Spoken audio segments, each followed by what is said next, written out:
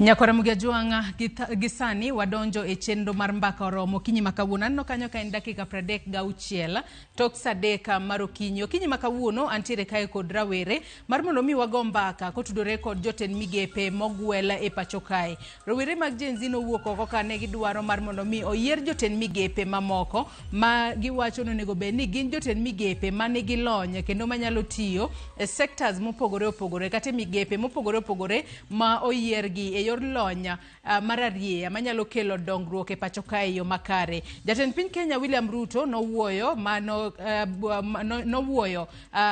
bura mano mar joten migepe bang'e to ochako yiero joma moko makoro biro bedo ka telo ne migepe mopogore opogore tok ka od bura osegoyo gi kogno matiende ni nyaka sani koro osepedhe nyinggi e nyim od bura kendo od bura biro bedo ka goyo gi kogno mar neno ka giromo e telo ne migepe go kaka joten migepe kata oyo. Mane mbaka madagoyo kod rowere okinyi makawuono mar mondo mi wawinja neni to rowere ma antiere gode e studio odiochieng' makawuono bende giyiere kod gwelo mane jatend piny Kenya ogwelo go ji mopogore opogore mar mondo mi otel ne migepe e pacho kae. To wang'eyo ni odiochieng' mano mar chieng' tich adek mano ma juma ni jatend piny Kenya William Ruto bende nogwelo jokanyo 4 mag duond bura mar ODM mar mondo mi obedi kaka joten migepe e pacho kae. Mano to rowere orwake yo machalo nade kalore ni jatend piny Kenya nowacho ni mane yo ma onyalo kelo go jo Kenya duto kanyakla mar nywako lwedo kod opposition kata kweth mapingo piny owacho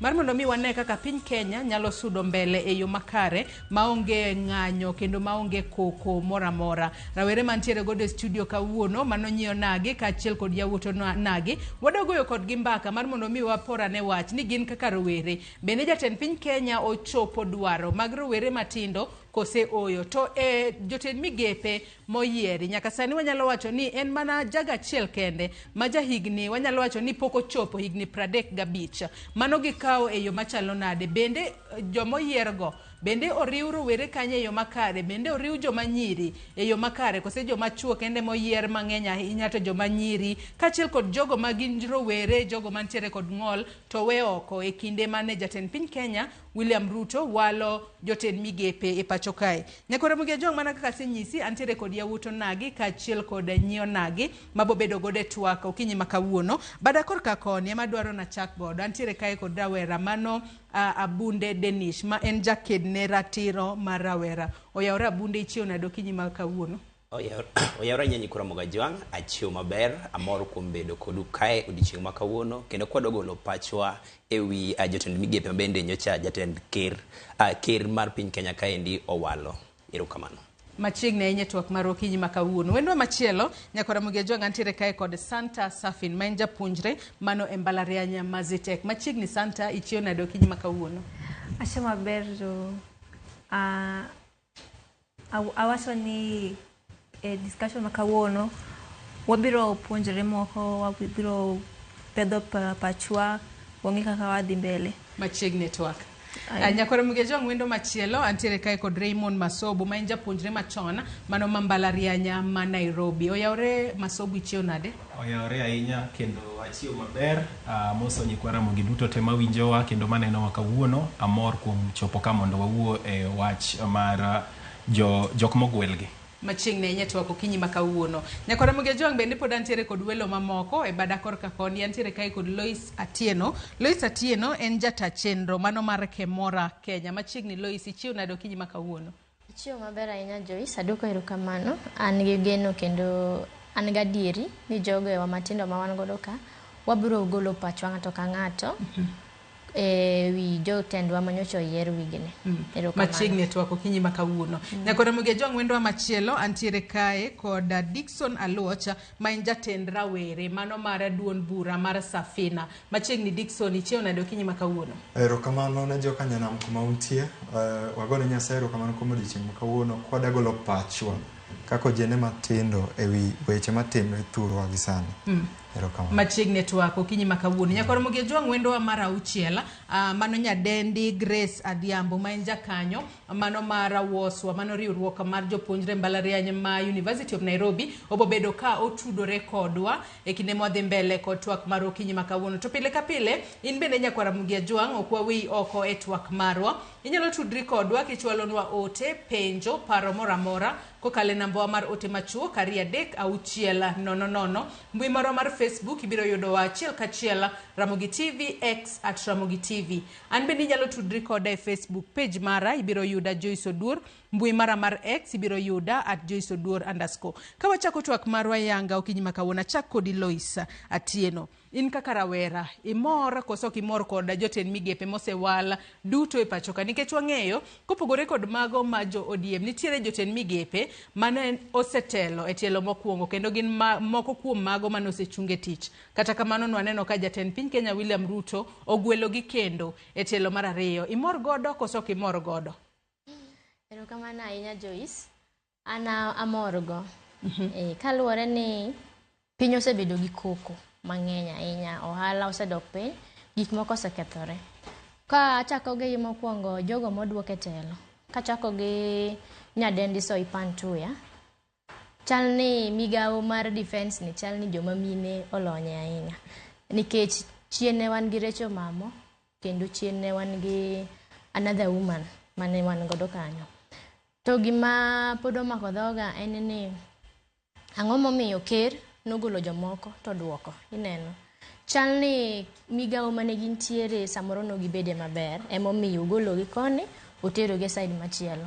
Alafu another thing, sani bet kero temo oyiero jok mane gilony.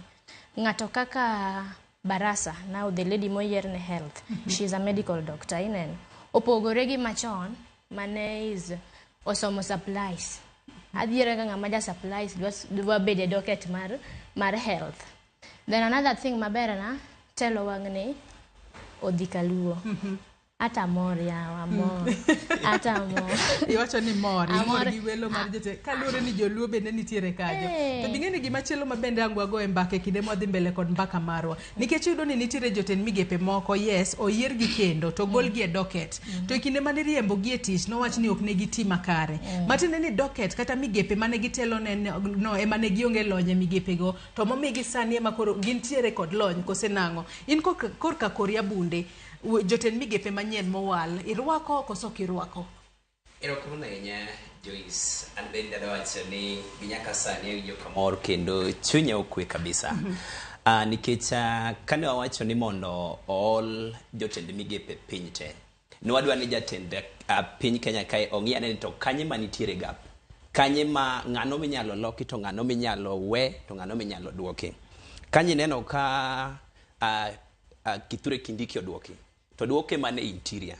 To nyoro kanyi winjo ka president wuoyo kendo nyowacho ne jo piny motegno ni Kindiki no kalure gi tich manyocho tiyo ochuno ni mondo duoke nikech nyaka miyo duoke. Inwang'o ka weche mag banditry no kanyocho setemo tem gi motem manyaka skunde manolor kuom higni mang'eny kabisa nyose yaw kendo dhi mbele. Mar ariyo kineno koduok Duale e siasa kae nitie gimiluongo ni jogi ma confident sana. King'iyo Duale kako sebedo koda ker kae kochakre kane gine tenda Ouru for 2 terms kendo bedo gi President Ruto nyaka sani. Gin jok moko ma President Ruto ni kod gi geno ni ginyalo konye mondo mi oter sirikande ni mbele. Mar ariyo nitie gima kanyo cha jomoko wacho ang'o momiyo nitie jok moko mano all gi te to ginoduok gi. Nwakwano all gi te piny. Then ong'ia nani to jomage maber. Mangiso ni gin kalure gi tijgi nomoro president. To wan kaka jopiny samoro nitie monego be wamiyo jatend piny kae thuolo mar kawo joge motegno. Nikech okanyal kawo ng'ato because jopiny push ni mondo akaw agol ng'ane to ng'ane tije nyober. Mar ariyo Joyce, wamor sani kalure gi president nowuoyo about broad based government. Manawacho nodwaro kawo nyaka jomoko mowuok e opposition mondo kelgi ka. To kanyo ni wamor kabisa ka Honorable Mbadi okete finance, Honorable Opio Wandai otere energy and petroleum, Gini karmbadi kae madwa ng'isi ni weche koro dhi bedo mamit. King'iyo kaka Mbadi kane the first nominee mane president oyiero. Mbadi kane ni e parliament. Ntika noluongo gi ni cranks. President okawaka jogo oluongo gi ni jok madhi konye manage ngono the 2027 campaign. Mangiso ni John Mbadi ne onge gi trust gi jok manoyiero. Sani gima nyo wagorego matek kabisa ne en wach mar economy. Kalore gi gowi ma wan godo marwa ma Kenya ka to gi gope mwaseholo oko. To king'iyo background mar Mbadi gi gik mosomo, osomo weche mag finance. Koro president wacho ni nyalo bedo ni un Azimio kono kata ODM kono un gi paro maber monyalo loso go economy mar Kenya ka. Koro bia mi finance, koro kara kokethre, tibro wacho na adier gini kara nyotek ne ng'ata ken ni jok manomike matino nade ema miss manage. Matene ni in bende kori mor kod gwelo mag jotim migepe. Amor kod gwelo go eko makoro kara ka kethre. To kethre ni ODM is here, opposition wan go ka, government nika. Koro ginyiso ni to ang'o manotimre? Ang'o matimre e sirkal? To bende wabobedo kwa go mbake kinde mwadhi matut kata wadhi mbele kod mbaka marwa. Mano konyiso ni seche moko nyalo weekend opposition. Kalure ni adiera nyaka sani wanyalo wacho ni pogruok to senene Azimio. Yes. Kalure ni nitiere jotelo moko manitiere Azimio ginto giwacho ni wan ok wadwar tiyo kanyakla kod sirikal mar William Ruto. Ka nyaka sani odiekore ni nitiere moko kuom lemo mano ket tenge ne Kalonzo Musyoka, mano mar Attorney General kaachiel kod East African Community, mano cabinet secretary. Yes. Wacho ni mago ok gidwar. Dickson Korkakori, in kaka jatend rowere mano mar duond bura mar Safina Party, gwelo mar jotend migepe gi bende irwake imbi mor kode kaka Lois kaachiel kod Abunde kose into mari chalo na Neno na opogre gi gini. Yeah? Number one being, it is not a favor. Onge favor mora ma Ruto timo ne joluo kuom kelo jowa telo.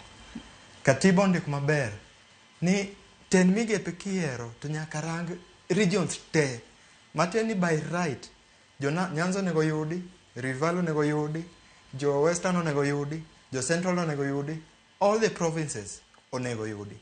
Number two, kirango jotend migepe mobedo proposed, there's no onge equalization, onge romruok per provinces e Kenya kaendi. Gender equality, kirango kaka jotend migepe ntie mana mine abich, to katiba ondiko ni ka jenda ka kiero jotend migepe gin 14 donge onego beni wan gi mine katicha. Onego beni gibedo less than 14 kata more than 22. Mateno onego beni mine ok onego beni wan go matin ne 7. Abiche moket kachacha.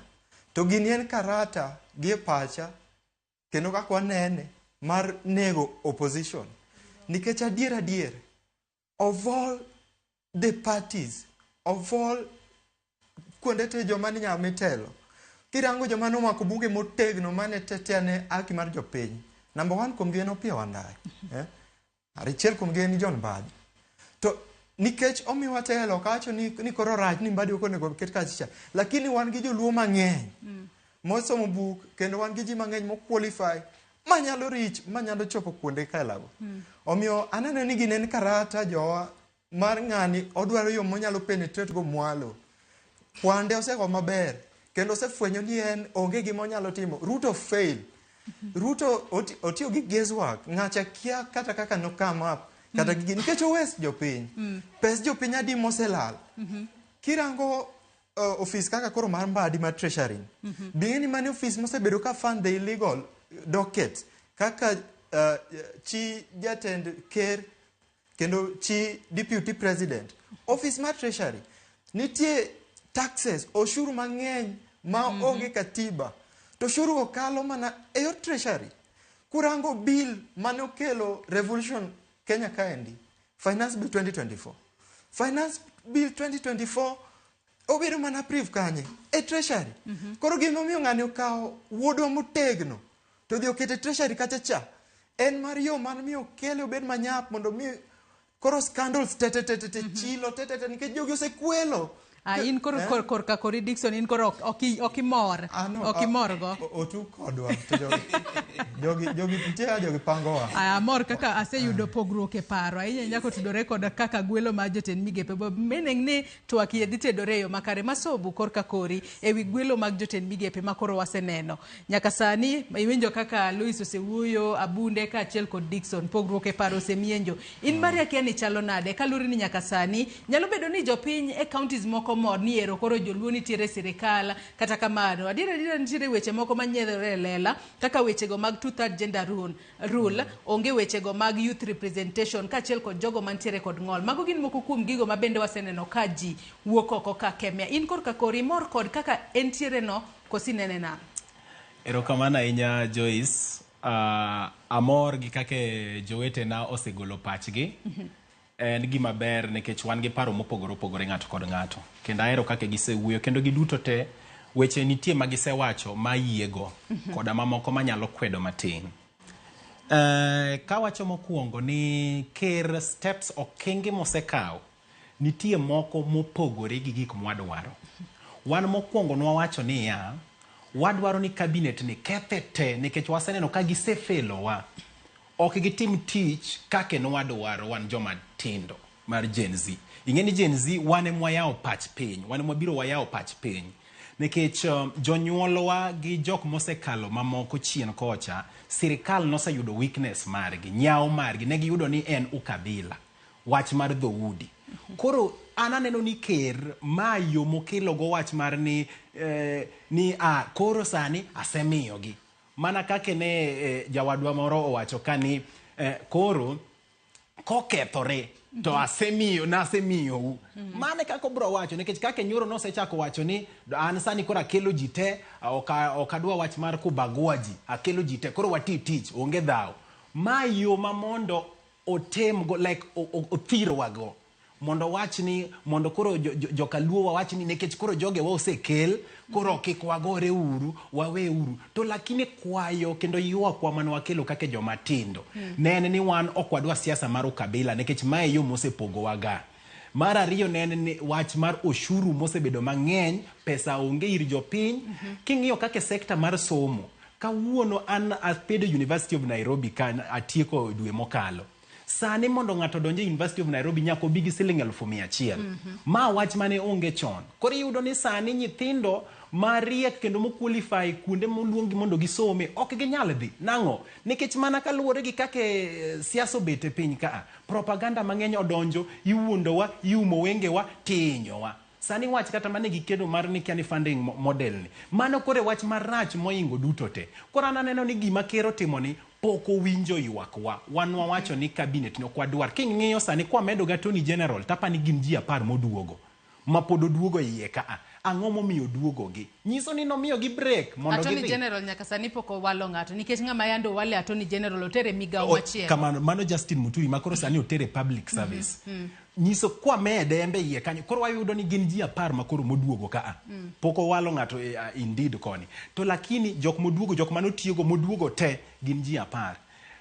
Kwa donje 2/3 gender rule mine mana kake ne wadwa wacho ka wane joma mine tine iye ka katiba wacho ni ginyalo bedo chakre ji 14 nyaka 22. Mine tin e iye ka to waseyudo ni mine kendo sani joma tindo mamng'eny osewacho ni mine gidware telo nikech oseyudo ni mine kata ka nitie matiyo marach to ok giti marach kake chuo osebedo ka tiyo marach. Nyaka wambe koro sani wachor mine ni mondo manyalo tiyo obed kuonde gi kendo oti. Koro joluo mamoko aneno kose omor ni wan koro sani kako miwa treasury koro wane masani wan gi pesa. Apenjora ni to gino inere kako dhi konyi ing'ata achiel dalani. Yo mane modhi konyi godo. Koro miyo wan wawacho ni wadwaro jok madwaro manyalo tiyonwa. Yes nyako ng'i representation mar regions duto te mano ber. Kendo warwako kako miyo jogo omiyo gi sectors go. But ma okoromo. Ananeno ni mayo modwa thiro go opposition mondo koro yud kako donjo koluoko wa 2027 koro kuche duto te odhine gicham kagiya. Santa Safin korka kodi anyalo wacho ni koro wane tutu. Nikech ji ariyo omor gi jotend migepe ji ariyo ok omor kod jatend migepe. Ine makoro akiana wach ine makoro inje thik. In korka kori. Isiro gwelo mar jotend migepe gi koso kisire. Kalur ni nyaka sani adira paro mathoth osewuok oko kotudore kod jogo mowal kendo to nosechungie tich kotudore kod jogo representation mano mar joma chuo ka achiel kod joma nyiri kata kod jogo matindo e cabinet mosewal. Kero kamano Joyce, amor gi kaka jowetega osepedho pachgi. To koro an ka dwa chako anyalo chako gi nyiso niya an kaka ng'eyo President Ruto en ng'at moro mo ong'eyo pango gigegi. Ong'eyo kaka gigi dhi. Koro seche mane obedo piny gi jok manobedo go gipango gik ma gipango ging'eyo the end goal. Ging'eyo kaka gini ang ne room. Koro kata ka giwacho ni giketo joluo an kaka nene niya magi mana votes momanyo mag 2027 nikech koro kaka Jumatino chako it was obvious onge kama ne odhiye 2027 koro mae otemo loso wechege kaka ang'no ochako mak yo ochako yud kura 2027 koro gima inyo joluo wa niya gin ok gidwa paro gidwaro ni yani kama kanini nitiere ng'atwa moro kanyo kama kanini Raila is included kama kanini Raila wacho onego gi look at the bigger picture gingia nenia oketwa kae omiwa telo to koro what's next kumi treasury no osobedo ndio imeanzisha hizi vitu zote treasury nimefanya GNZ wamefanya hizi all this to koro kumi that treasury mano otego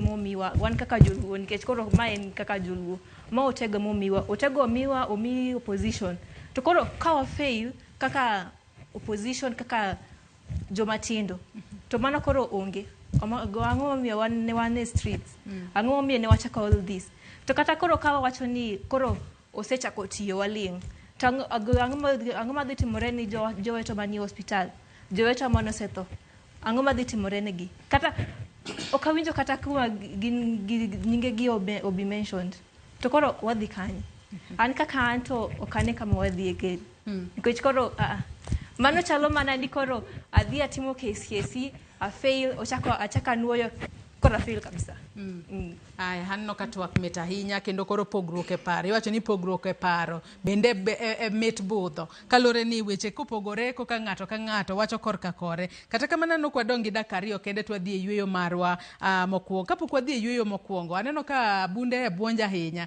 e kinde mane jowete gi loso abunde yes. adira gik mose wachore kae gin gigo mar adiera aken wachak mana kod jogo jotend migepe mane osechunge tich to chako duoke telo te migepe mane gitelo ne sani koro koduok gi migepe makamago ang'o momiyo wachore ni nyalo bedo ni jogi ne tiyo maber mane gimomiyo jatend piny Kenya duokogi dine bed ni gitiyo maber donge dino duok gi mane dockets gi ka ang'o momiyo koro waneno pogruok makamagi in korka kore Joyce sirikal nitiere ker nyocha nigi options ariyo onyalo reshuffle kata onyalo timo nade kata onyalo dismiss to nyocha dismiss jomo duoko goeko immediately otimo gimiluongo nang'ono reshuffling ing'e ni in ministry bedo cabinet minister oken kaka ni ka in japuonj to nyaka bed mana ni register gi Teacher Service Commission to koro ka gimi namba tidhi e class ipuonjo na in japuonj bedo cabinet minister inyalo bet kalure kod jingo kod kache kod teko mari kaka in iwuon i understand docket mari moketi king'iyo sani in the Ministry of Education ng'at mobedo nominated is a lawyer ineno oken kata ng'at moro motimo nade magik motimo bedo related gi kang'ono gi puonj but president nigi trust ni ng'ani nyalo timo nade nyalo push Ministry of Education nyaka kumidware kinga kaka sani wach mara CBC timo nade nie kona mar ariyo awinjo kaka jowagi owuoyo jowetena gi moko owuoyo but gima nyaka ging'e ni it is a process gima nye president otimo was just to nominate bang nomination wadhi gi miluongo nang'ono a vetting in the parliament debe kaka gin giwacho ni wan ok wamor kaka wan joluo ni omiwa ni mane momiyo koro wamor wan wamor na nitiere koko moro manyicha ng'eny chande odok chien nyoro onego bed ni ji donje streets nyedi odhi streets onge joma nyodhi manyiso ni mane gima ne wadwaro apart from go koko manyicha wagoni at least waneno gimoro mosetim nade mosetim kod ker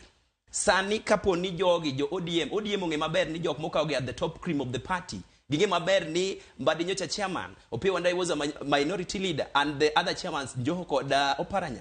Kagige maber ni gini the weekend the opposition gin giwon they have the right to do what? To reject and to decline the president offer. Kuru gima timre gima president shim. Kara gima joge the team angeni gidi these positions so that we as Kenyans wachor Kenya mbele. Let them bring the ideas managin go. The ideologies magikaka ODM. Join gimag jo UDA party. To gitimre nade wa push Kenya mbele. Gima wadwaro is to push Kenya. We don't have an individual mo wacho ni mayengat bonde go timre nade. Mayengam onego bedie ministry chande. Mayengam to kain godo. Tinyalo kela to wakiro ni president. Yes. Aneno ka Lois bendo yiere gi gigo duto bayo wacho kende. Kata kamano adwa ni wadhi yweyo mokwongo mondi Lois Makmana pachi no gi kanyo nyakora Ramogi Joang yiena mar mondo mi wadhi yweyo mokwongo wamodho pi matin waduogo wadhi mbele kod twak marwa kik idhi mabor.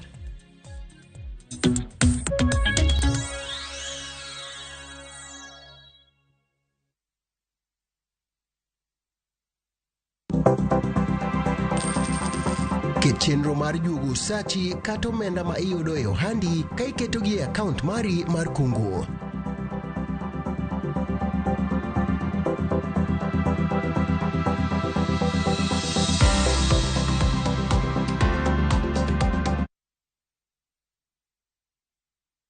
Escape to the coastal paradise by grabbing the 25% discount from View Travel. Unwind and indulge in an all-inclusive meal plan for a 3-day stay at the luxurious Diani Reef Beach Resort, where every moment is a blend of elegance and relaxation. All these for only 31,000 Kenya shillings via SGR and 38,000 Kenya shillings for the flight option. Enjoy unlimited drinks and snacks as you slow down to the calmness and tranquility of the sea through thrilling water adventures. Wind down the day with spectacular sunset views on the shores of the Indian Ocean. Don't miss out on this exclusive all-inclusive offer from View Travel. Call 0703-254-254 or visit viewtravel.com and book your dream escape now. View Travel. Dream, explore, discover. Waswahili usema eti haraka ina baraka. Lakini kile mimi najua, ukisiliki sana utapata top layer imeenda nani. Ndio maana mimi usema mapema ndio best Kama unachapa bis, raukia ngware, sababu mapema ndio best Kama unasafiri, toka ngware nani, sababu mapema ndio best. Kama umeitwa job mali, usisleki, piga pamba nani, jipange, uchangamke mapema, sababu mapema ndio best. Keep this in your mind mapema ndio best. Ati nimesema nini? Mapema ndio best. Mapema ndio best.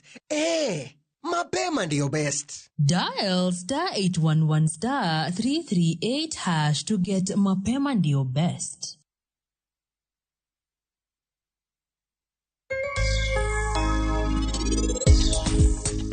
Enya Sara Gabra aweni.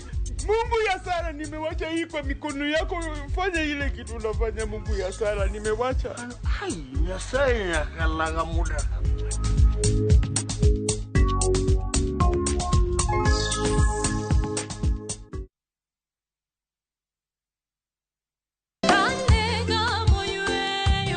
Fweny ngima maber e wach Nyasaye kanyakla gi wende majiwo chuny ahinya e Injili ngima. Chieng' ngeso ka ngeso kochakore saa 2 okinyi e Ramogi TV, wamiyi sabato maler kendo mamalo moloyo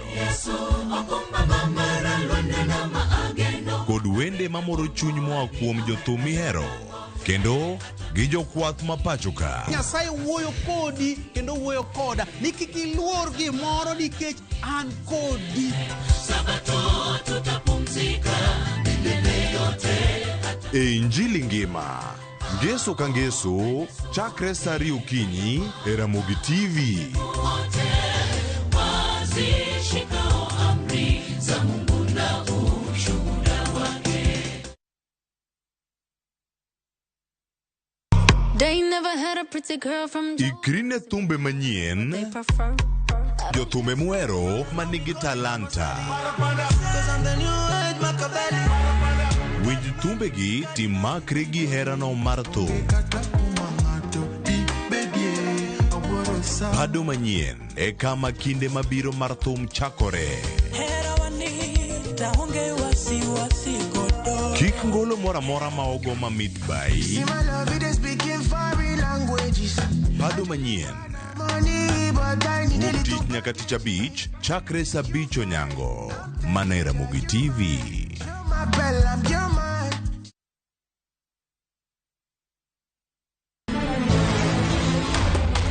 Sigana ni medo minore gi weche mag miriambo kod miganga. Meher kaul gil, ini biro timango. Kare. To joma onge ketho ema hinyore ahinya. Kuom higni abich, ne in kanye, baba in bende ni wuonda kai. Weche era medo bedo matek kendo mapek. Akwayi ni mondo iniwuog e odni sani. An naseche iko kaka Samaira gi Sara biro timo arus. Kata kamano, joma oherore ok nyal pando heragino. Andisora. Aber. Avatar. Ewi magi duto, nyaka joot achiel chung kanyakla. Ere kaka unyalo chono joma richo ka? An awinjo ka an gi wich kuot mang'eny ahinya, adwaro mondo atemo kaka untie kae. Choti Sardani. Wuok tich nyaka ngeso, saa 2:15 otieno. Mana e Ramogi TV.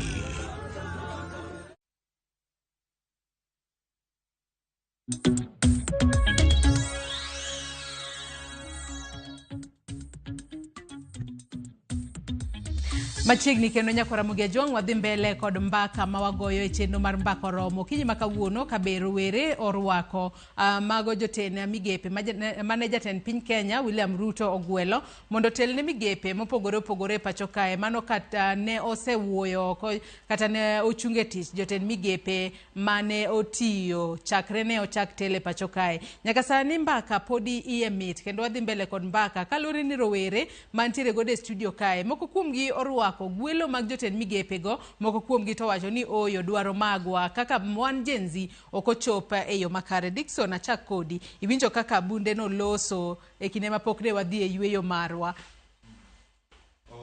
Abunde said ni the president had two options. Wacho ni mokwongo dho diero ni he were to dismiss or reshuffle. But I think so Abunde ni what the president did was dissolving cabinet. Tiende ni kaluwore ni joka ne gin jomok ne anyalo ngi dholo male ni gin joma buoch mano ke nyal achieve of what they were to do.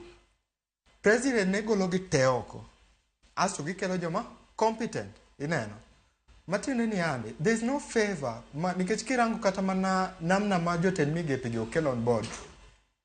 For example, ngamo kelo education bende ung'eyo ni ngama president propose nen ngama no deputize machogo 2027 to bende wang'eyo ni ma en mana strategy mare mar donjo penetrate Nyanza e yore ma kisikucho. Bende wang'eyo ni there's no competency as per nikech magi joma ne gin kamoro achiel mano tiyo kamoro achiel.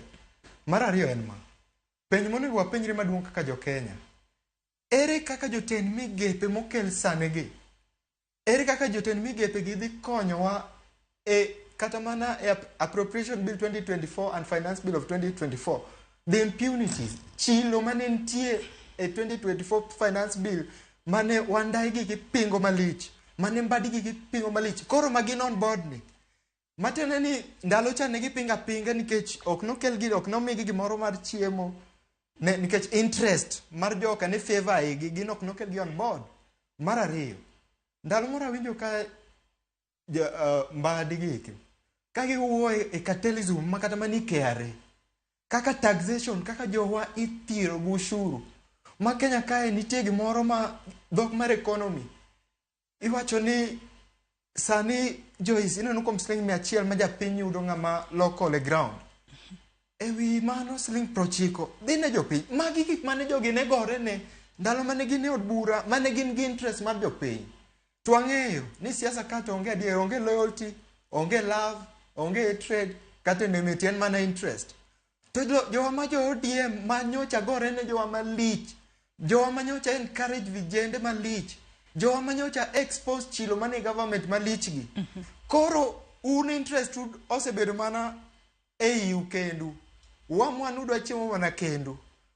En yo mane ma gigi dhi konyogo jopiny ma kawaida? En yo mane? Kech kata kirango kata mode of implementation, jogi ma kata maga inji CDF kata budget mane bedo allocated. jogi ne expose the corruption mane timre seche ka. Ne giwacho kaka Ruto nego jowa malich, magik manie media. To nyalo bedo ni sani makoro gine sirikal ne magibiro medo oppose kose ok gibi medo oppose yo mora mora. Dan gipose yo mane to gichiemo koro gijoin Ruto, gichiemo gi Ruto. Jowa mang'eny ojende mang'eny nyocha owito ngimagi ochiel gi magina ka fight for their rights. Ruto en owuon nyocha odhi mowacho ni ng'ata ma higni 60 bro dhi dala. Sani dong' uneno ka Ruto create jobs ni jogni 60. Ere kaka youth, ere kaka kijana benefit e gik Ruto gi. To jowa manyocha wacho ni gin ka gin e od bura malo to gitetea ni yudhe mani ground. Koro gin ema gin above 60 years. To gin ema kendo giringe tijegi. Ere kaka jogi dhi konyo jopiny? Mano penjo ma abiro gombo mondo jowago duoki. Lois, akia kinyalo duoko penjo ma kamano, ere kaka gino dhi konyo jopiny? Mana kaka Dennis wacho no, Dickson wacho no. Adiera nyaka gi sani wanyalo wacho ni mana kaka penjo mbele kacha weche mag representation ahinya to mag youth nyaka sani ok waneno jogo ma joma mine bende tin ahinya e migepe moyiergi. Gi wachno wachak gi mago mondi kapok wadhi kata wach mag jogo moduok kendo. Erokamano ahinya Joyce. Adwa wacho gimoro achiel. Onge ng'ama ler. Onge ng'ama chilo pok omieno. Ineno. Gimoro winjoro tim niya, give someone a second chance. Ineno. Nyocha wago koko, jomo tho, nitie jomo bedo abducted, pok giduogo. But nitiere gimoro achiel. Wabe bedo so negative. Ineno. Let us give positivity also a chance. Ruto nobam mokwongo, nobam adieri. Jok manoketo jok machalo kaka Aisha kende unge okudhi school. Kori neno tigi matimre gi Gen Z. I've been thinking about it. Nwaketo president wawuoyo go X space donge. Owachi ni wadhi watim dialogue. Wadagi donge.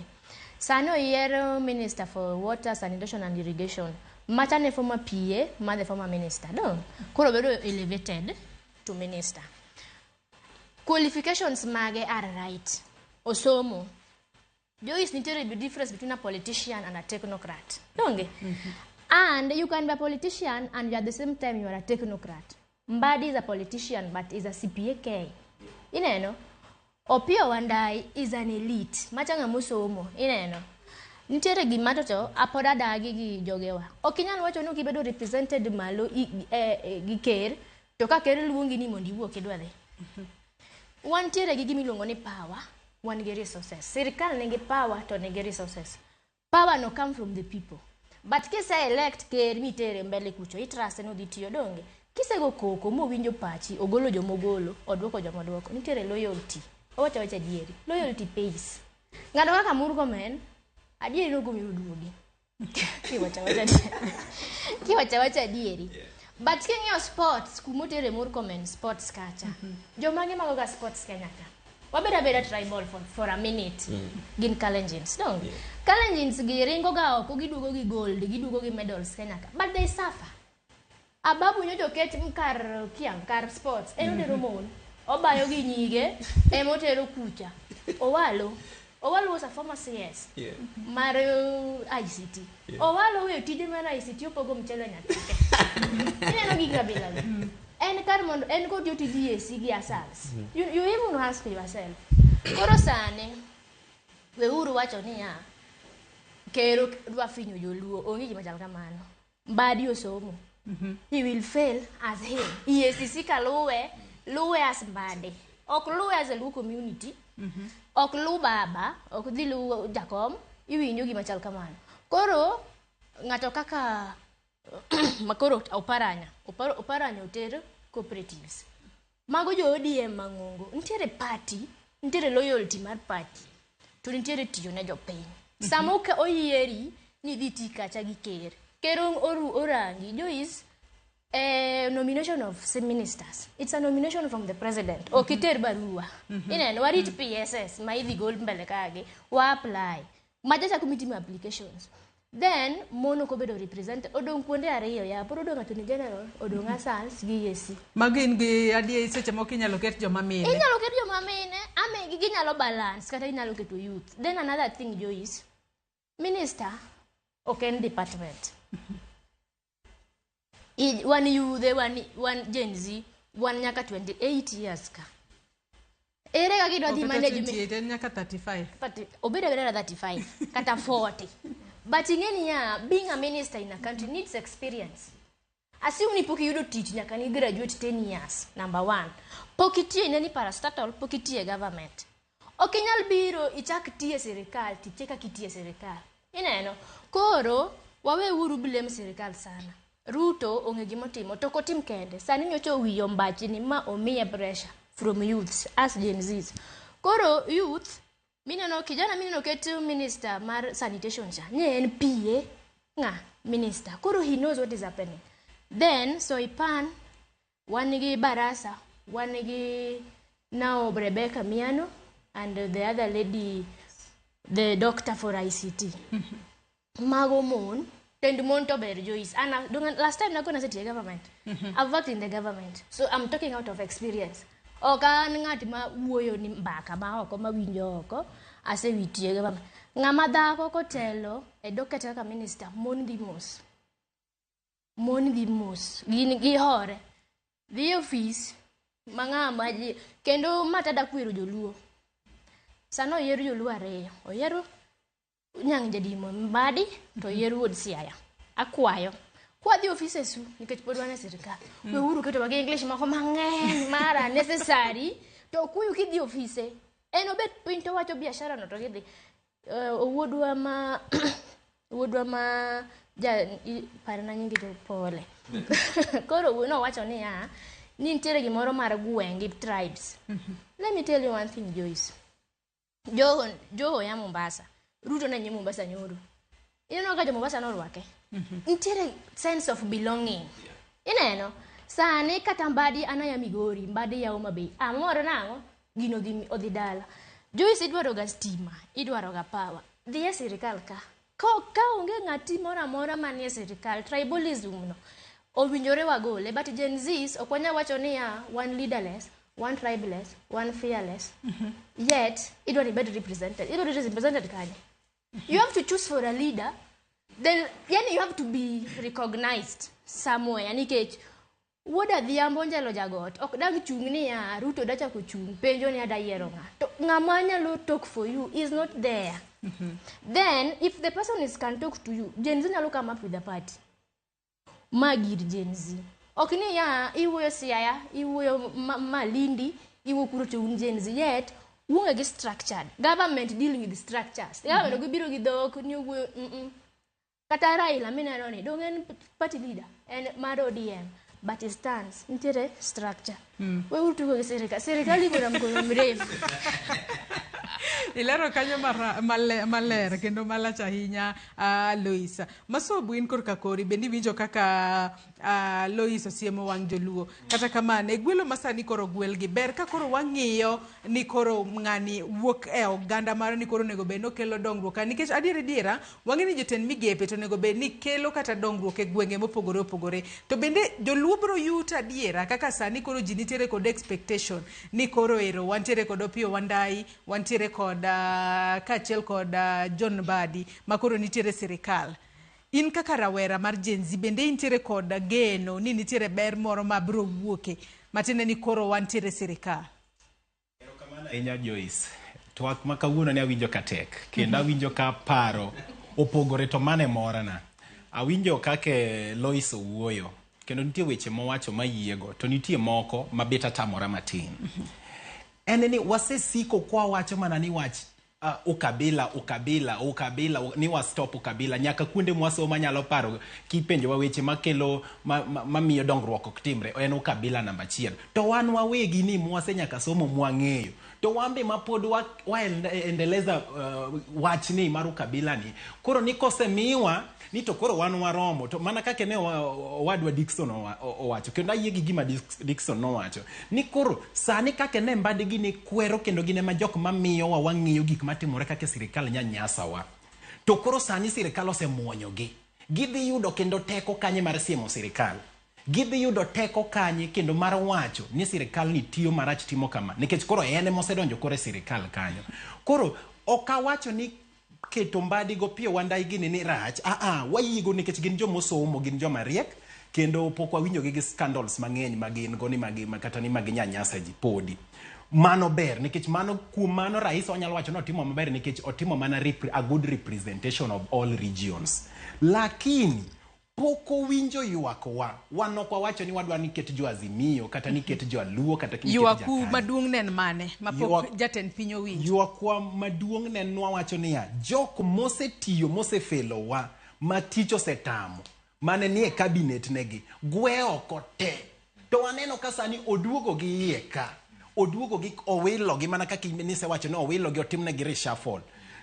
Mano nyiso nang'o ka tich osetamo ng'ato tich osetame. Dickson nowacho ni wan gi ji mang'eny mosomo manyalo tiyo. Ng'ato kaka Matiang'i ok ojaluo oya Kisii County nwaneno tije kendo king'iye X-Space social media platforms Gen Z noyie kode kendo no recommend ang'o momiyo Ruto nokong'iye. Koro an ka neno ni nitie political interest mana kaka Dickson nowacho ni jogi gi feed mana interest maggi to neno ni ng'ani ine mikelo na neno kaka sani okawo joroteke ang'wen motegno sana ji ariyo mane ni e bunge kacha orwako kore nyiso ni koro osethirowa osenyiso ni un koro leng'uru wadwa chiemo kanyakla nikech siasa ka mana kaka ne Lois bowacho niya onge ng'ama ler ayie ndio waduto te wan gi rem kuonde ma wan gi rem lakini nitie jok mwaseneno maber kane Matiang'i odonjo education nwaneno kaka result mano miwa ne clear ne ber kabisa. Sani mana kaka Dickson nowacho Machogu tich otamo okel ng'ama ne oran go deputy ema koro chako kelnwa kende iye ka. Mano nyiso ni ang'o interest pod nitiere ka. King'iyo jok ma oduoko kagi iyudo ni jogi gin joma ya mane gwenge ka ng'ato ne ya gwenge kanyo kano gol ng'ato ochako rwak mana ng'ama ne ya kode mana machiegni kanyo nyiso ni political interest moro pod nitie ka. Koro anto yuakwa nen ni ok wadwa tribal politics ukabila nikech mane gimo sepogowa. Gen Z ni wacho Lois ne wacho ni wawacho ni ok wadwa bedo gi leader. Gimomiyo ok wadwa leader ningo wabed go jotelo ndio. To gimomiyo ok wadwa bedo kode at the beginning ni ka jo siasa oseyudo ka Ruto noseyudo gi jo siasa mamoko dhi oneno ni mae jatendgi. To jatendwa no ema gidhi deal go aidha ibro lal kode aidha ngimane bro lal kata ibro miye pesa mondo waling to once koseling to wan waonge duol nikech make jok motegno manyo chung oko kwa yie wawacho ni sani ok wabidoke ndara wabitray joge wamanyotho wabitray youths manyotho nyegi wuok oko kage jochir magi attack parliament magi chung ogogi magina magi tho to wan moko kuom oponde udi waduogo wakwedo gi ni ang'o miyo ne gidhi ndara to gine magikelo wakuma machopeni. Koro ningo wapar remo manochwer familia gi mayuak wadwaro neno dongruok wadwaro lokruok. Koro an wacho ni yes ber ndio omiyo jogi but jok moduogo ka moduogo kaka Murkomen nwaneno kowacho e TV maber ni sane en 1900 nyikwa Ramogi bung'eyo siling 1900 siling 1900 nyalo puonjo gweng' mangima kotergi e skul obiro nyiso wa wuoche morwako kake romo to mae ng'ama kendo kero chako duogo. Koro aneno ni nitie interest moro ma pod en go ka kendo kabila moro pod bedo ka. Koro anakwedo wachni kendo anadwa ni aneno ka Azimio osegowa oko kendo osethirwa piny jogi dwani koro odhi otiekwa. Aneno ka Safina bende oyiere kod gigo miwacho ndi. Safina in korka kod nyaka sani koro wanyalo wacho ni adiera kata kotudore kod pogruok moseneno e duond bura mar riwruog siasa mano mar Azimio. Kata bedo ni jatenda ODM ne oloso nyoro ko wacho ni ne pok gichope winjruok moramora mar mondo me jo kanyo ang'wen mag ODM odhi oti kod sirikal kata kamano wacho ni omiyo gi gweth gidhi gitie yo makare. Bende paro ni od bura bende pod ibro bedo kochung motegno bende pod wabo bedo kod opposition motegno od bura ahinya nyate kinde makoro jotend migepe gi ibo bed ka itimo negi vetting e od bura bende ibo timnegi vetting e yo makare kose od bura koro bro kala kalori no opposition bende bro feel ni adong koro wantiere sirikal koro we wakala gi ni Nyamonge. An kacha kwa do wacho ni dakchal na kama in mana nomination nikech kaki winjo kaka giwuoyo en chal mana ni gisechako tich already gin kanyo ma ok en kata nomination wacha ni gikanyo gi President Ruto mano se wacho ni gine sirikal onge gima gitere parliament kia ang'o giwuo onge already the jogo manie parliament kanyo allegiance is on the party. Gima Ruto wacho mangi ne gitim mano has been evident since finance bill 2024 ose owase no ni onge gima ne gitim no emomiyo ne wadhi ndara kata chieng' mane wadhi e parliament wan ne ok wadhi timo gimoro lakini ne gichako ang'o momiyo wan waonge gik moko manyalo inyo ji to gin strategize gik moko nyaka nitiere snipers ng'eni snipers tije man en mana nego ji nikech koro okang ni bede hivi KCSE kucho unalenga mtu alafu ukose kumuua au police kaka ang'eyo ni police okonego bed ni ogoyo bunde ng'at ma onge nini okobedo harmed nikech an gi bendera t-shooter nikech kata ka police lao thief joma ng'anyo kose nitere olawo ng'ato to ng'atno onego maki ki shute e wiye mano idhi nege to negi maki inyalo onegi shute kanye e bade kosel tiende mondo kiko ringi nikech koro gin gima ne gitimo nyisowa ni gin gi power to wane mane waketo gi kanyo ushuru ema gitiyone to koro ginegowa mano nyisango nikech koro onge gimang ne watim jowa notho instead of president biro nyisowa ni pole gima notimore and all that nowachango wan criminals onge gima ne watimo one streets instead of any winjowa enobiro kendo odhi manyo Raila lidawa Osiche ofil ni Raila manyalo bedo solution nikech kinde mang'eny kwaneno ga ka tulo nitiere pacho kae to jogo mantiere sirikal jamanyo Raila Odinga mar mondo mi ginywak lwedo gine kaka kwe nyalo medo bede pacho ka tadede onyalo wacho ni nyaka sani waseneno ka gik moko dok piny temperature o reduce matin kosi ni nene na eneno wuone mano wacho ni onge handshake koro manyo Raila nango matende ni odoke wach mano wacho it's already enough that hata yeye hizi kazi adala somo moko kuom ote ma joneno mago sebedo ka chwalonwa mar mondo mi wawinjane ni to jogo maneno wa achiel kachiel yore waduto te mag tudruok odiochieng' ma kawuono to wacho nang'o Andela Jakameji wacho ni Ramogi TV mbako romo ma Andela Jakameji comedian wacho ni Joyce amor gi gwelo makamano kata kamano nitiere jotend migepe moko ma ok wabidwaro ng'ato kaka Kindiki kod Murkomen. Ere kaka Murkomen nyalo rwako saa mar 900,000 mano kwalo jopiny gi wich racha. Mosna jopuonjre wetena kon gi ni sirikal oluorogi kisirisiri. Sirikal ohero walo. Engineer Lazaro Kanyamboko wacho ni achako kod salute all my patriotic juniors mokelo lokruok mane otamo team marwa. Otherwise akwayogi mondo koro gichik itgi ne direction mibiro migi kod their seniors. Odhi mbele kowacho ni ODM okawo bold step to save the nation from total collapse mano patriotism. Sani negative ethnicity iloso. Gen Z please step up and come to the negotiation table. We want to see your faces in the cabinet composition. Kikuket dao maonge goal. Mano urisk being branded. Rebellion without cause. Engineer Lazaro Kanyamboka, mar Kariobangi, Jamaguye Kanyada. Eric Oburu wacho ni tuned in from Saika, Nairobi. Joyce Angipacha nyisa ni jatend piny otemo balance gender nikech kara miyo ema otelo ka miyo ema otelo e lweny dano odembre mos piny itero mos wamikera time. Asugo Jakatolo wacho ni Ramogi TV network ngisa ni mos na jowetewa matindo goero mae an Asugu Jakatolo akonyo kijendego pingo gwelono nikech ker dwaro mana donjo e tie ODM mondo gigowa piny anto gwelono okamor go ahinya.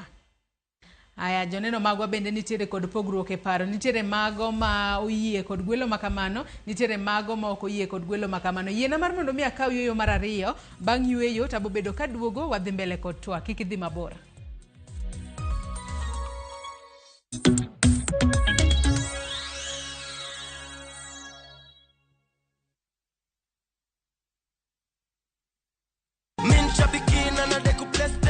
I resigned from work about 2 years ago, so I'm running a shop, doing different items, the cereals. Once I deposit to my account, take 10% to Subukia Shrine. From there, now I'm going to boost my business. Possibly after 3-4 months, you come and visit me in Machakos, you'll see some difference. Bonuses nazo ni no. Kwanzia 12, 13 and 14 correct predictions. Unacheza na 99 bob tu. Chukua simu yako. Ingia www.shabiki.com. Fungua jackpots. Click on super jackpots. Chambua game zako safi. Review bit slip yako. Ukiona iko sawa, place bet. Alafu sasa unategea games zichezwe. Shabiki super jackpot. Ni time yako. Minadai wote twenda hivi. Not for persons under the age of 18. Shabiki.com is authorized and regulated by BCLB license number 587.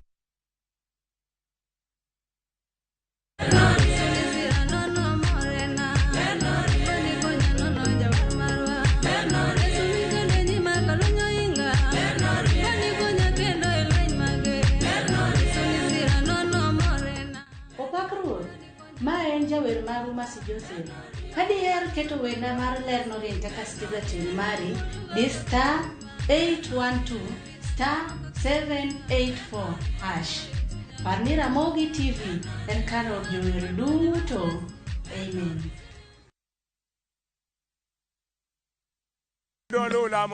Bed kodwa e wuodhni ka wanono kit timbe mag anyuolawa. Oyundi no neni en winyo mayot. Sama no dhi chiemo, ng'ama ok ohero tich matek. Koro nyako ringi kodhi chiemo. Ema nomiyo chake kamano. Gin kido mamiyo wabedo kaka joluo, sigendni mopogore opogore mag dhoudi mag luo. Chiro ma kiti pando chira. Gini dwa chako ndeti mos. Okelo ni ahonda. Dil majony. Luweche mag luo mopogore opogore. Moro ka moro kuomgi nigi ranyisi mopogore opogore. Wuon magolo ng'ani ka wuongi watere wadhi gone dala. Koro telo gi le to gi gweno. 111 Lu chenro ni ngeso ka ngeso saa 1:45 otieno e Ramogi TV.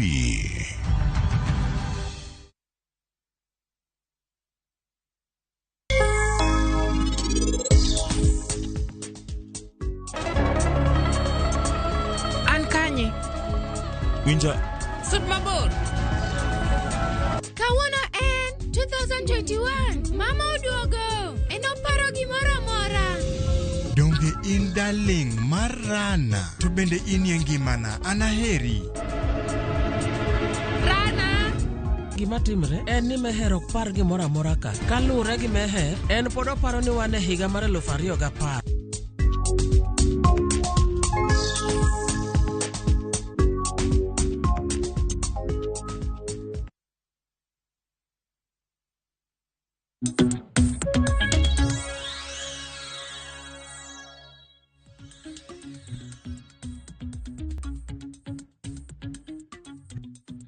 Machiegni kendo nyako Ramogi Ajwang' wadhi mbele kod twak marwa e tielo mogik. Wadong' kod dakika matin kende tang wachopo e giko mar twak mar okinyi makawuono. Kata kamano e dakika modong'gi pod wadwa goyo mbaka kod rawere mantiere godo e studio ka. In bende kamoro amora ma intiere nyalo medo chwalo ote, paro, penjo moro amora kokalo yore waduto te mag tudruok odiochieng' makawuono. Mano moriwo namba mar ote machuok 336 nono ote abro bedo kasomo e kinde madhi mbele kod twak marwa okinyi makawuono. Kwa dhi mbele kod twak marwa, adiera rowere ne odagi kod wachno mano mar bedo kod twak kod jatend piny Kenya. Negi wacho ni ere tiende mar mondo mi wabed kod twak to nitiere jowetewa manonegi, nitiere jowetewa mane oteki kata nobedo abducted. Moko kuomgi pok oyud kata sani. To sani koro abunde imor kod welo mag jotend migepe.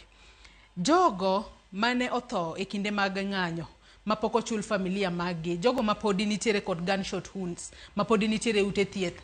Gin mar geru maruma kamano kose wacho acha ni kinde mang'eny iwacho ni ka gimoro biro to nitiere jogo ma yudo lal, to nitiere jogo ma bro dhi mbele kod yudo ber kata winjo ber kata bedo ni moko nitiere kaka no hinyore. Ginto mar geru monang'o kose mano koro rowere sani ok ng'e. Rowere koro ng'i ang'ia ni ero osewal jotend migepe, joluo mor ni joluo nitiere sirikal koro, jomoko bende mor ni kabila magi nitiere sirikal, lakini jok mane otho nikech kata Raila nowacho ni oonge sirikal kalore ni nitiere demands mapok ochop, ma en chulo jomane wegegi otho kata johera mag-gi notho, kaachiel kod compensation mag jogo ma wanyalo wacho ni mapodi tuo, jopuonje mag JSS kaachiel kod wechego mag Dr. Interns. Erokamano ahinya Joyce, adwa kawo thuoloni kendo makende mar goyo ne jogo eko mano wito ngimagi mos makende, to jogo eko bende mane ohinyore akwayo negi chang mapiyo. Joyce, mor marwa ni president at least nyodwoko cabinet oken ni koro wadhi wil gi jogo mano hinyore, kendo wan kako jende gima wadwaro kwayo president ni mondo let's find a way on how we are going to compensate familiars mano wito jogi e ng'anyo, because ne en ng'anyo maber makata ini won as the president you've seen it was a demonstration that was geared to shape our economy and the country at large.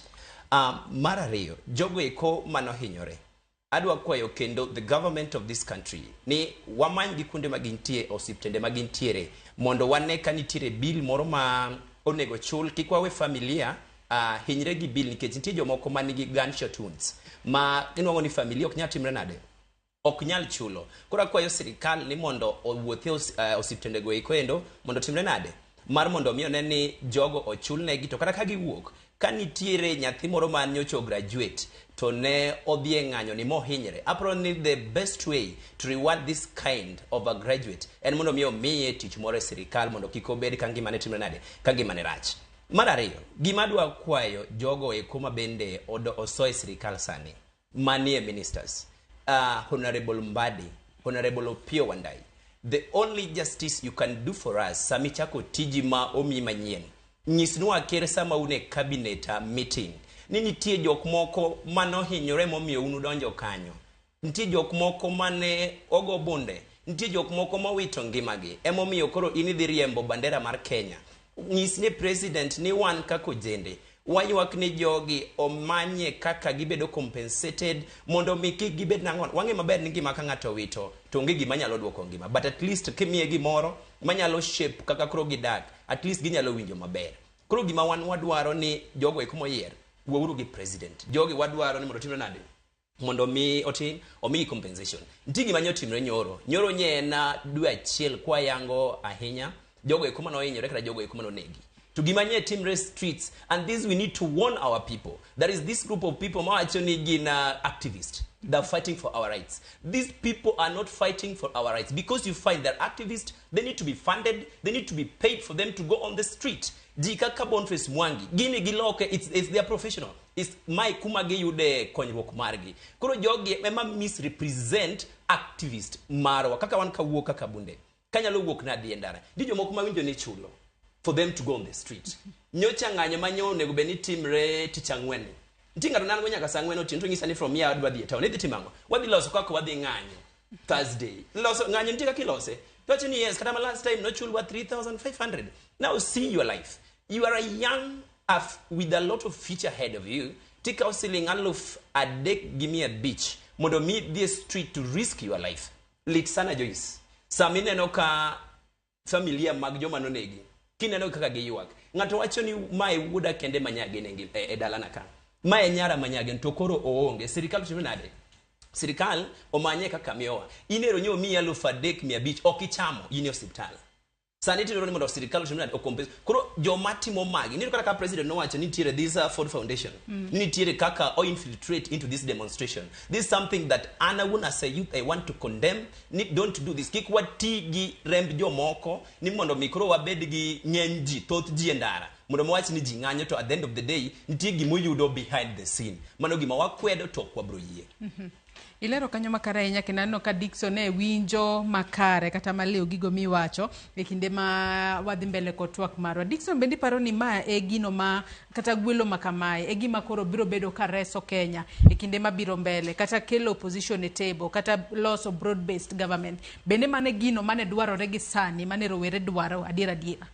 demands mag rowere number 1 awadwaro joma otegno kikelo nwanga mong'et gima odwa timo ng'ama nigi east of leadership not east of corruption ineno awadwaro joma lwetgi ler manyalo deliver because ineno sani Joyce nitie ojende mang'eny madhi balariany kendo nitie graduates mang'eny tiwacho ni tich onge ground. That is the reality. To gimomiyo tich kosre ground any a lot of private sector jogi oloro nikech investors jowekezaji oringo dhi e pinje maoko kaluwore nikech ushuru madiogi onge ng'ama nyalo timo ohala kuma idiye. Koro migawo mokel ni en aneno ka en okodhi kelo nwa lokruok ahinya nikech number 1 ng'ani onego opposition en ng'ama tije en timo gimiluongo ni oversight. Ocheko sirikal ka sirikal dhi north west onego bed nodhi south east ing'ise ni hapana ok onego bed ni dhi kama kamano. Irango jowa motegno ma e bunge maduon gi jawinjrega ahinya yawuoyi mariek mosomo chike kuma koro ting'o mbadi giki kuma ting'o wandai giki mago joma osebedo ka kedo ne wan kendo asebedo kaluwoga procession manie bungegi.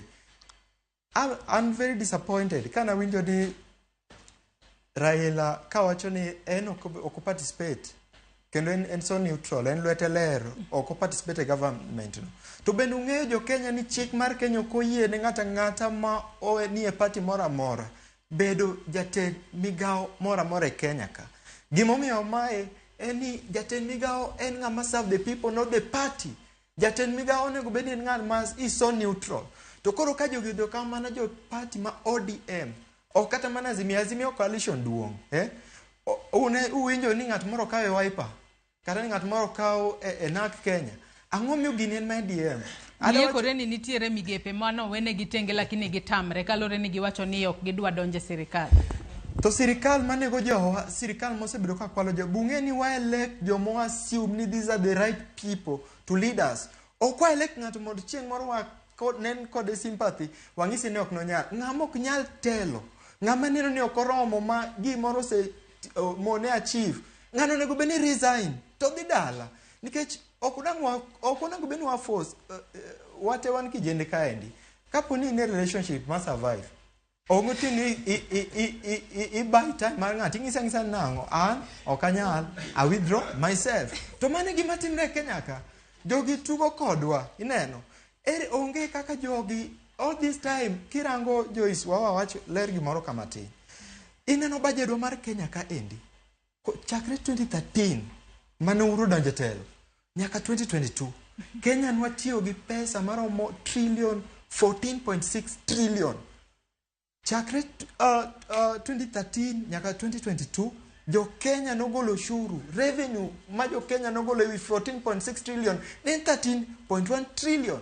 kirango pesa no gowi manodong idoken gowi matin chakre Ruto ne donje telo. In fact Ruto kane niwi gari last time 2022 ng'ani ne wacho ni uru holo left right and center kendo kuodo wiwa kendo no wacho ni piny ok nyal ger gi gowi piny igero go ushuru ma en adier lakini ng'ani kano donjo otimo double taxation to holo moloyo be ung'e ni jo Kenya unu sechulo more than 7.1 trillion to kurango pesa mano bedo allocated mano bedo budgeted for man watiyo go e Kenya ka 7.1 trillion is more than even 5 times more. To magi joma gik mane joma mani opposition ne point kagi wacho ni hapana ng'ani dhi marach ng'ani ok tim maber dissolve cabinet dissolving mean biuru away gi cabinet wadwa joma fresh Kenya counting we have more than 47 million people out of more than 47 million people ana ukra rieda kuma ukang'e yawuoyi mosomo CPS wang'eny go turi wa e Nyanza kende wan gi joma engineers madongo manyalo serve kata mane sector mag transport ineno koro onge tene mono mi jogi force incompetencies mono mi gi fit matrix margi ma 2027 to mano mi otena gi Gen Zs ni iwacho ni a good answer should know when to leave the stage.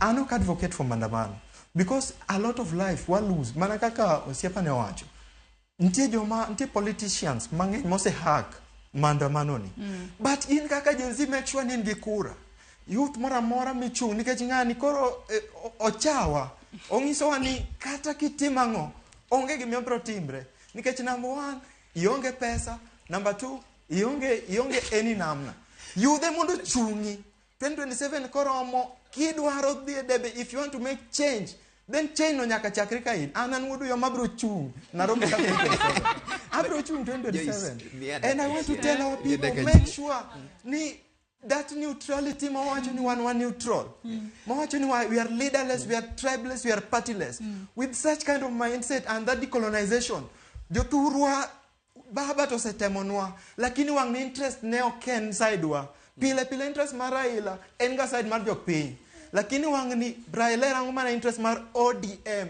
kaka ginyalo evade taxes and all those kind of impunities koro kwa bro wacho ni wan walutie ngato wan kaka juluo wang ne okwalutie ngato ngato koro mkatan kunena kane debe 2027 tuwacho ni wodu yo matoromo then an upika mani yo mwanyalo kelo go change e Kenya ka and that is the way ano kwa dongi daka parkede mi wacho no be mo be gi wacho ni mogik e mai wacho ni mogik koro adhi wacho kama ok wanyal chako wacho ni shida ma Kenya kai ma wan go sani gi wadhi mana tieko gi 2027 e ballot. Remember we have 3 good years koro are you ready to serve for 3 good years? Now as a young man gimonegi tim sani en ni ing'iyo ni to ere kaka nyalo konyo Kenya dhi mbele ineno sani jok manyobedo nomi elected to be CS ineno jogi king'iyo article 118B wacho ni the parliament has the mandate for public participation mondo mi wan kaka jopiny watimo nade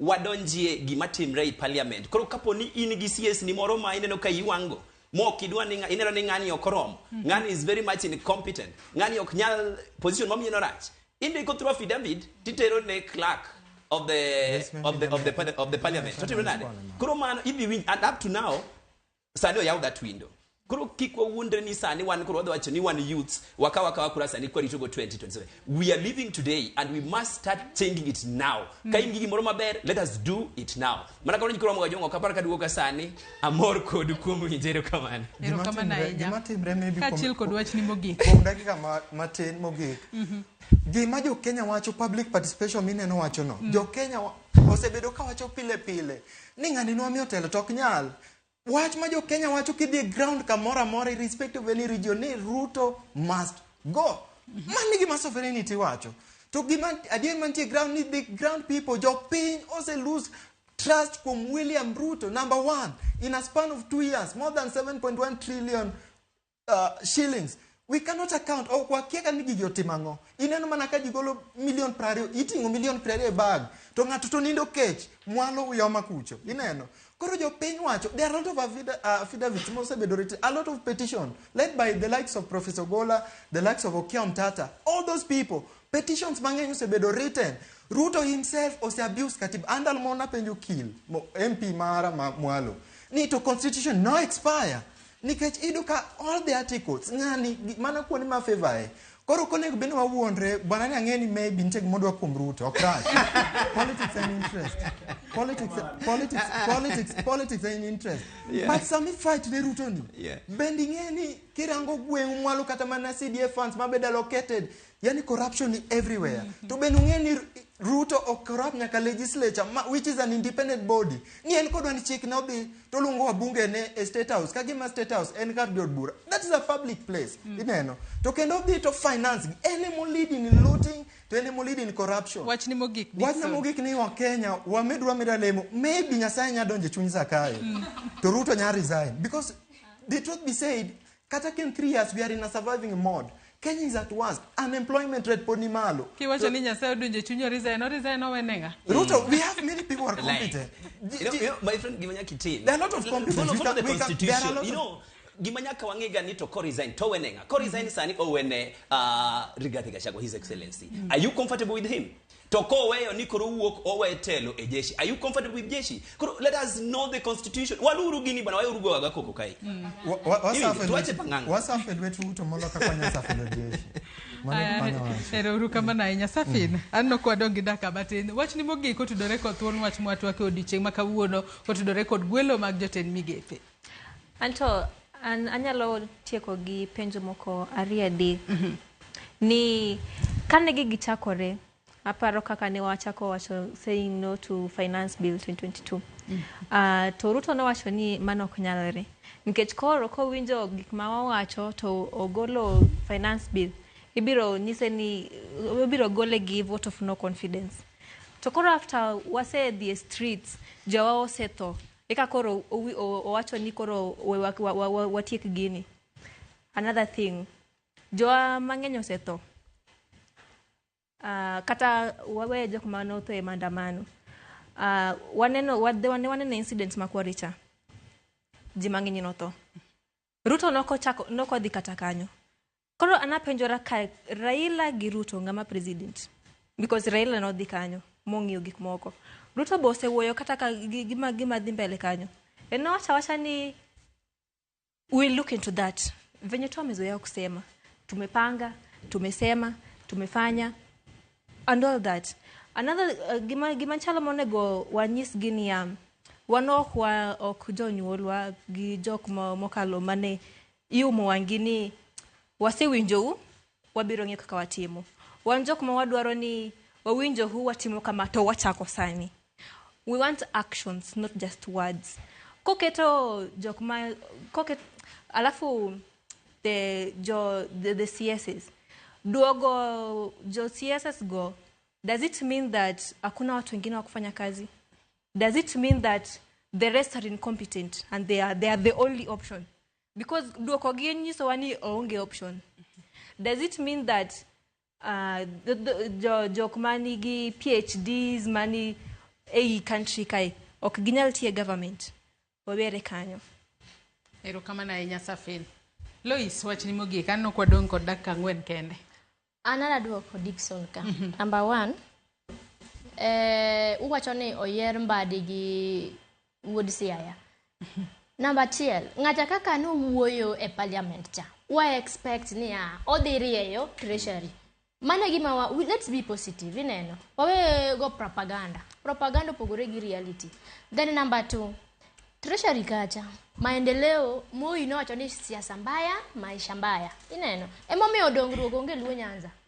Wasebedo opposition. Umora gani onge gik matimre dala? I'm just asking nikech okidagi bedi ni in opposition nyaki to. Oket Mbadi to oket jomoko be other ministries. But the mother ministry en ga treasury. To gi kuma kindiki nitie cha. Wamor ni Ray Woodwa ni kacha. Ok wabed ni wabed tribal. Echo atwara malo central kocha cha. Dongi bo yerge. Dongo yer ministers auchia. Mani korgi kocha. Wan luo wan gareyo. Then coastal nitiere areyo.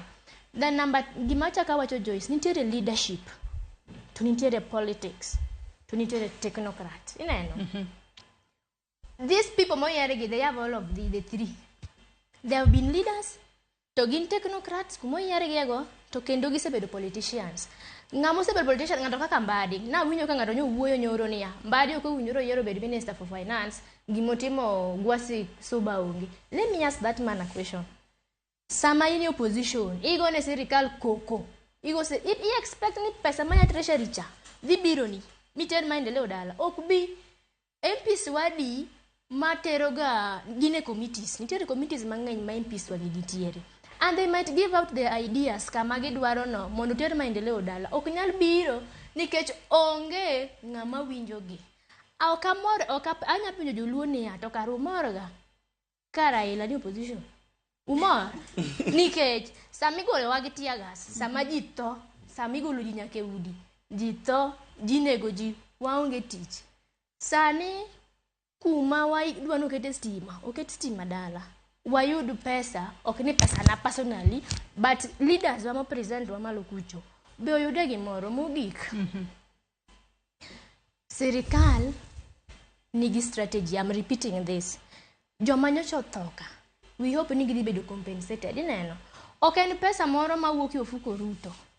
Pesa okuogo ofuko Ruto, okuogo ofuko Gachagua. Ineno. Pesa wuok treasury. To bire ministry magino fole.